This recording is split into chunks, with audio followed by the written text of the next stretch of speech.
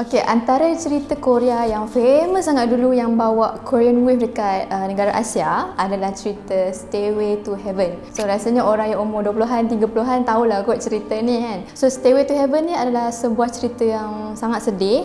Cerita ni diterbitkan pada tahun 2003, lebih kurang dengan waktu tu ada Full House, Winter Sonata, Otomi Mahal dan semua cerita-cerita yang famous tu kan.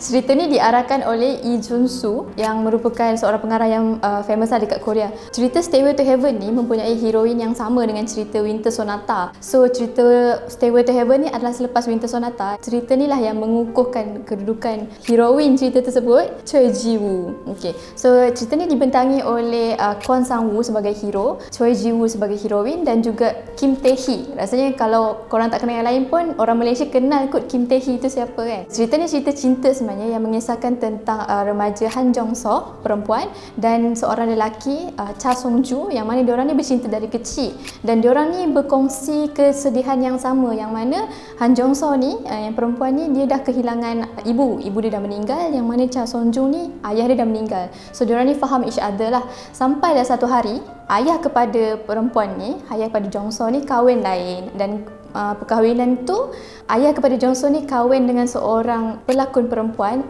Taemira, dan pelakon perempuan ni dah ada 2 anak bersama dengan dia, iaitu Han Yuri yang mana dibintangi oleh Kim Tae-hee dan juga seorang anak lelaki yang lain yang mana anak lelaki tu tidak digemari oleh ibu tirinya lah. So nak dijadikan cerita, Han Yuri ni sangat minat dengan Cha Song-ju, so dia rasa jealous lah dengan Jong-seo. That is why dekat situ berlakunya cinta 3 segi, yang mana Han Yuri cuba sedaya upaya untuk memisahkan percintaan antara Han Jong-seo dan juga Cha Song-ju. So nak dijadikan cerita, Cha Song-ju ni pergi ke US dan bila mereka dah besar, Cha Song-ju ni balik ke Korea dan Han Yuri ni buat satu benda yang drastik, iaitu dia telah melanggar Jong-seo sampai dah Jong-seo ni hilang ingatan. So lepas dia hilang ingatan, dia duduk dengan abang tiri dia, yang mana abang tiri dia pun menyintai Han Jong-seo ni, dan itu telah merubah hidup mereka 100%. So cerita ni sebenarnya popular atas beberapa sebab. Satu adalah sebab kemurnian cinta itu sendiri, dan yang kedua adalah disebabkan pelakon pada waktu tu. So cerita ni betapa famousnya dia sampaikan dia telah menaikkan nama Kwon Sang-woo, iaitu hero, Choi Ji-woo sebagai heroin, dan Kim Tae-hee.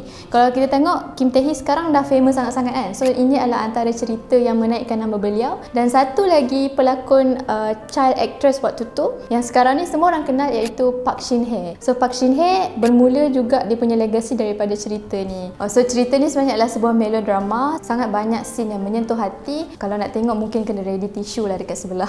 Cerita ni sebenarnya berfokus terhadap emosi antara mereka lah, kebanyakannya antara cinta. Yang lagi best rasanya yang boleh tengok betapa murninya cinta dalam cerita ni adalah disebabkan pada waktu Han Jong-seo ni, abang tiri dia suka dekat dia. So Cha Song-ju tu pun suka dekat dia. So ada 2 orang lelaki yang suka sama dia. Tapi 2 orang ni nak dikatakan diorang tak gaduh. Abang tiri dia ni terima yang Han Jong-seo ni suka kepada Cha Song-ju. So abang tiri ni terima benda tu dan cuma datang waktu dia perlu sahaja. Dan kalau tengok dekat hujung cerita ni, ada satu pengorbanan yang sangat besar dilakukan oleh abang tiri dia, yang sampai menyebabkan Cha Song-ju ni kata mungkin cinta abang tiri dia terhadap Han Jong-seo ni lebih tinggi daripada cinta aku terhadap dia, tapi tak bermakna cinta aku adalah kurang daripada cinta abang tiri. So itu adalah antara kemurnian cinta yang kita boleh tengok dalam cerita Stairway to Heaven, yang bagi saya benda tu sangat pure lah. Kita boleh rasakan cinta tu sendiri.